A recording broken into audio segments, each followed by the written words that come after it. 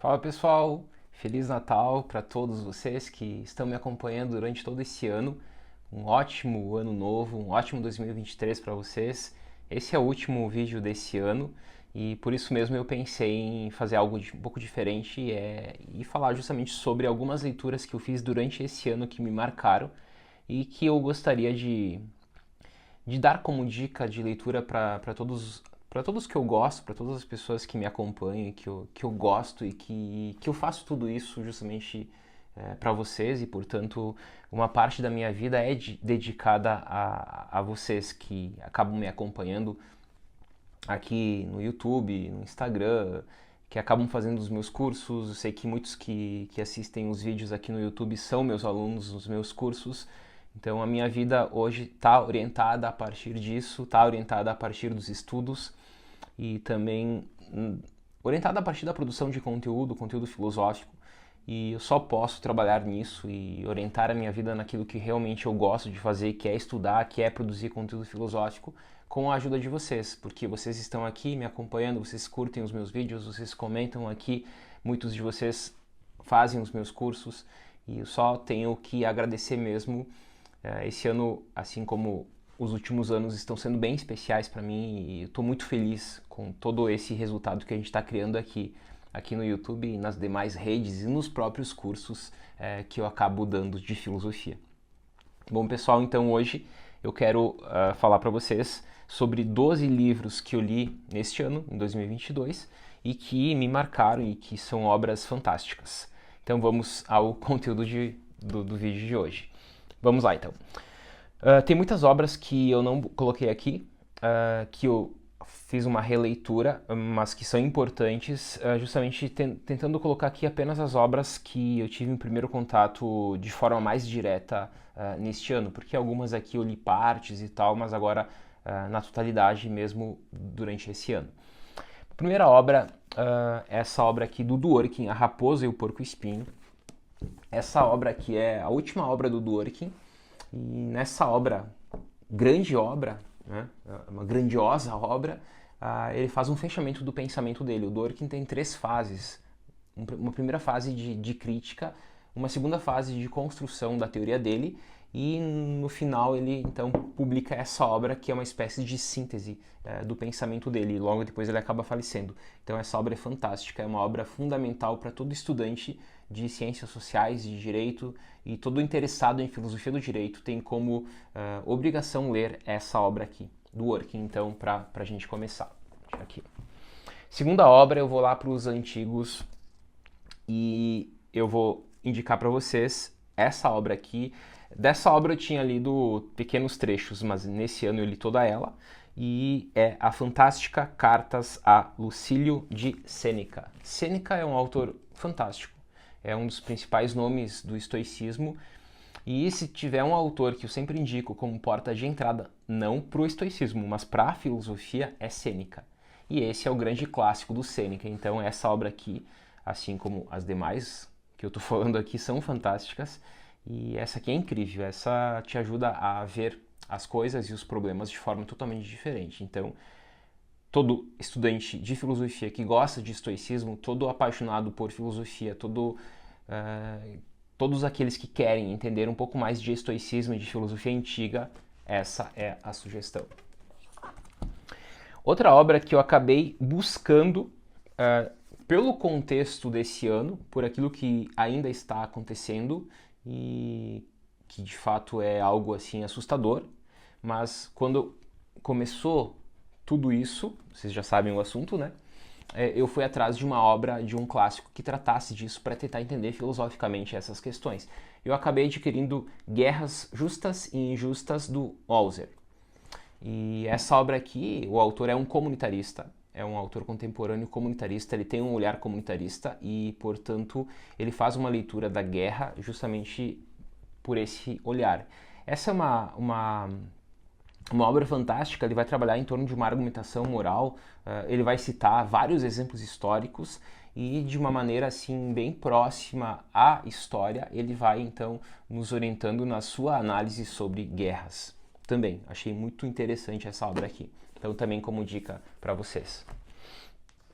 Outra obra, e essa eu não tinha lido, eu apenas conhecia de resumos mesmo, não tinha lido assim ela na totalidade, é a Condição Humana da Hannah Arendt.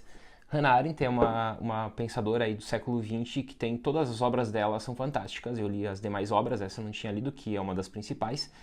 E aqui ela vai trabalhar justamente com o conhecimento da condição humana e não com aquilo que tradicionalmente se fala da essência, que há uma essência humana. Não, ela vai trabalhar justamente com a questão da condição humana e a partir de toda a reflexão que ela vai desenvolver, ela vai nos ajudar a entender melhor todo o contexto do século XX, mas também a sua filosofia. Eu acredito que a filosofia da Hannah, grosso modo, está aqui.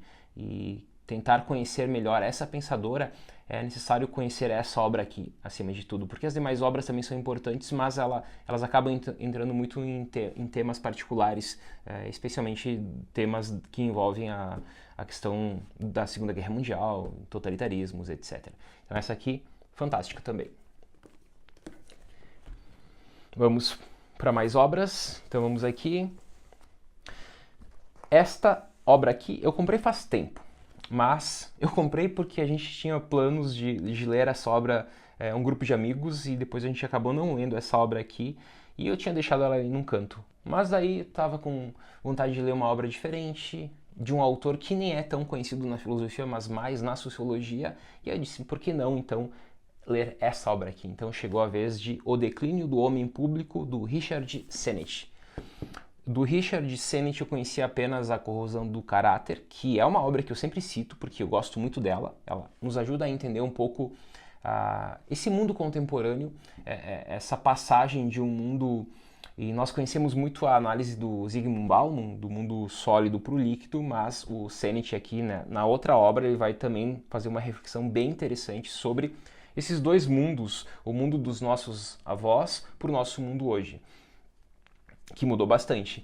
Mas o grande clássico, acredito que seja esse, O Declínio do Homem Público, e essa obra aqui, assim como A Corrosão do Caráter, ela faz um apanhado geral aqui do pensamento do Sennett, e ele faz uma análise super interessante da esfera pública, da esfera privada, e grandes questões sociológicas acabam entrando aqui. Então, ele vai justamente trabalhar com o declínio, como já diz o título, do homem público, falando dessas duas esferas. E qualquer estudo que busque entender essas duas esferas, Sennett acaba nos ajudando e bastante. Então, Sennett. Próximo, eu fui lá para os antigos, e é uma obra bem menor comparada a outras obras aqui. Eu quis destacar essa obra aqui apenas para destacar a importância dos céticos. Então eu peguei aqui Contra os Retóricos, entre tantas obras que nós temos, né, do Sexto Empírico, peguei apenas essa, Contra os Retóricos, que é uma obra bem curta, mas para destacar a importância do ceticismo. A gente muitas vezes acaba achando que os céticos apenas são inimigos aí dos filósofos e tal, mas os céticos são fundamentais para a filosofia, sim, para o debate sobre o conhecimento, mas para pensar qualquer questão do mundo prático mesmo. Então, ter uma postura cética muitas vezes é uma virtude diante desse mundo tão caótico que a gente está inserido. Então, destaque para uma obra do ceticismo antigo. Vamos para o Dialética do Esclarecimento, do Adorno Horkheimer. Essa obra aqui nos ajuda a entender também essa primeira metade do século XX, mas tem algo nela que é fundamental para os estudos atuais, qualquer que esteja vinculado à arte, que é a parte da indústria cultural. É aqui que está o debate desses dois autores, especialmente de Adorno, sobre a indústria cultural. E como eu acabei estudando muito a indústria cultural hoje, pós-internet, eu acabei também relendo essa obra aqui e fazendo uma leitura completa. Eu tinha lido apenas capítulos, e tem muitos capítulos geniais aqui, que nos ajudam a entender, inclusive, o mundo grego. Enfim, é bem completa essa obra, e estudar teoria crítica é sim passar por essa obra. Eu li também bastante Habermas no ano passado e nesse ano, e essa obra aqui está sempre presente no pensamento de Habermas. Habermas critica muito essa obra, então é importante conhecer essa obra para conhecer melhor, por exemplo, Teoria da Ação Comunicativa, ou mesmo Direito e Democracia do Habermas, que são outras obras aí que são bem importantes na minha formação, especialmente nesse ano. Mas deixei essa como obra indispensável. E aí eu já parto para uma obra super didática, super assim de primeira leitura. Alguém que quer começar na filosofia não sabe por onde começar e gostaria de ter uma obra fácil de ler e pegar autores importantes da filosofia como Sócrates, como Montaigne, como Nietzsche, como Sêneca e assim por diante. Essa obra aqui, essa obra do Alain de Botton, que é As Consolações da Filosofia. Em capítulos curtos, ele nos apresenta certos autores que nos apresentam consolações, como a filosofia pode nos ajudar no dia a dia, para combater a raiva, para a questão do autoconhecimento, vamos ver aqui todos os títulos, a questão da impopularidade, a questão do dinheiro, das frustrações, da inadequação, de um coração partido e das dificuldades de modo geral. Então, essa obra eu indico justamente para os que estão começando, a galera aí que está começando na filosofia e não sabe qual obra, entre várias que existem, essa é uma obra bem interessante. Próxima obra, Segunda Consideração Intempestiva do Nietzsche. Essa é uma obra da juventude do Nietzsche, das primeiras obras do Nietzsche, e aqui ele vai discutir a questão da história.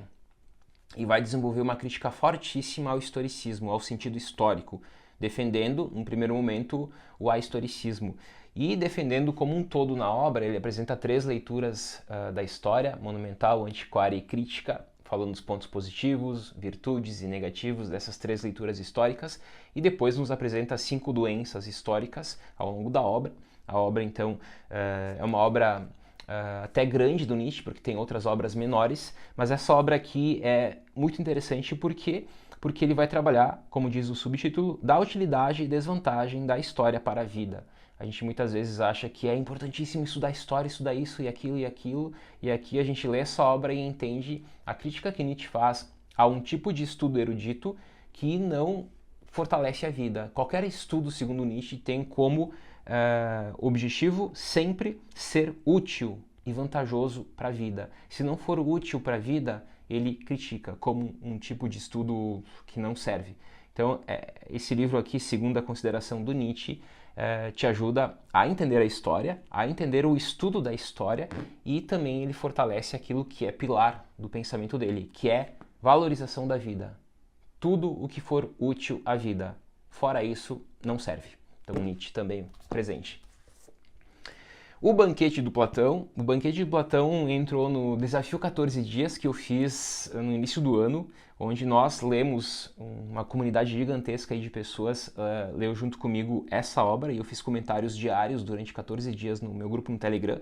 Quem ainda não me segue no Telegram, o link para o Telegram está aqui na descrição desse vídeo. E para as demais redes também, então quem não me segue no Instagram, eu produzo conteúdo diário por lá.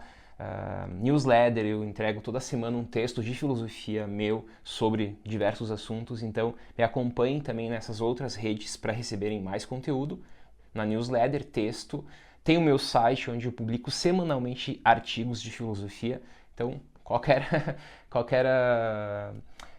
onde vocês querem me encontrar, descrição do vídeo aqui tem os links. E esse livro entrou então no Desafio 14 Dias que eu fiz com vocês. E, assim como qualquer obra do Platão, mais uma obra fantástica. E porque essa é super interessante, eu indico para vocês. Porque também é uma forma de entrar na filosofia, porque aqui ele vai discutir sobre o amor, ele vai nos apresentar discursos sobre o amor, e um dos discursos é o do Sócrates, mas tem vários outros discursos que são belíssimos.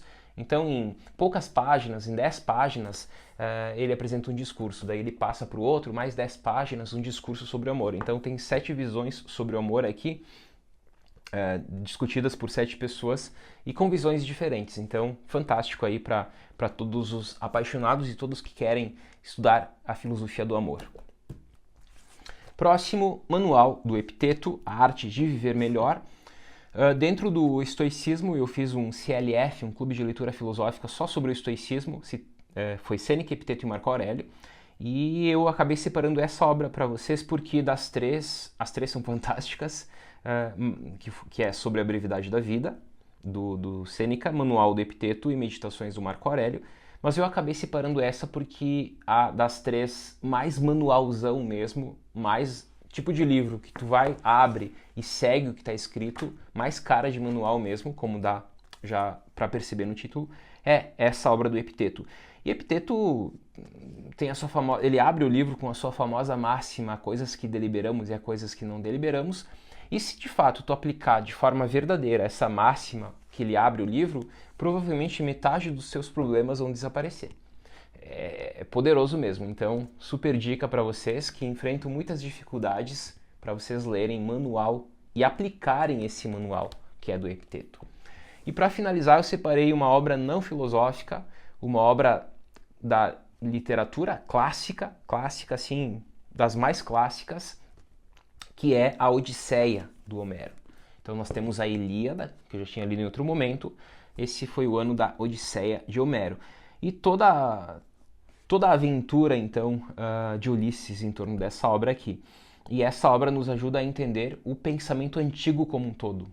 Não só dentro da história da volta da Guerra de Troia para Ítaca, mas o significado de ser feliz para qualquer pessoa do mundo antigo, que se dá a partir do princípio cosmológico, que se dá a partir da saída do caos para a ordem. E ser feliz, segundo os antigos, já está justamente atrelado à ordem, ao cosmo. E essa obra é a mais importante de todas para entendermos justamente esse princípio cosmológico, que é fundamental para entendermos os gregos. Então, mais uma obra, e deixei por último justamente porque não é uma obra filosófica, mas importante para a filosofia também. Bom, pessoal, então essas são as obras que eu separei para indicar para vocês. 12 meses, 12 obras. Claro que já estou pensando nas próximas leituras. Normal isso nessa época do ano. O que eu peço para vocês nesse vídeo é para vocês, então, comentarem aqui obras que marcaram a vida de vocês neste ano. Eu sei que muitos de vocês são leitores e tem muitas obras para indicar, mas neste ano, se vocês separarem aí até 12, se conseguirem colocar aqui melhor 12 obras, ou menos se não quiserem colocar 12, mas coloquem algumas aí, porque assim nos comentários nós conseguimos aí ter um diálogo e vocês conseguem dar dicas de leituras, vocês também aqui nesse vídeo. Certo, pessoal? Então, de novo, agradeço vocês por me acompanharem, por estarem sempre presentes e por me apoiarem tanto. E como eu disse no início, hoje, de fato, eu estou realizado porque eu consigo fazer aquilo que eu gosto, que é me dedicar aos estudos, que é me dedicar à filosofia e que é me dedicar à produção de conteúdo de filosofia. Isso só é possível porque vocês estão aí me acompanhando. Então, eu quero agradecer nesse vídeo. Esse vídeo é uma forma de agradecimento para vocês. Um forte abraço e até mais.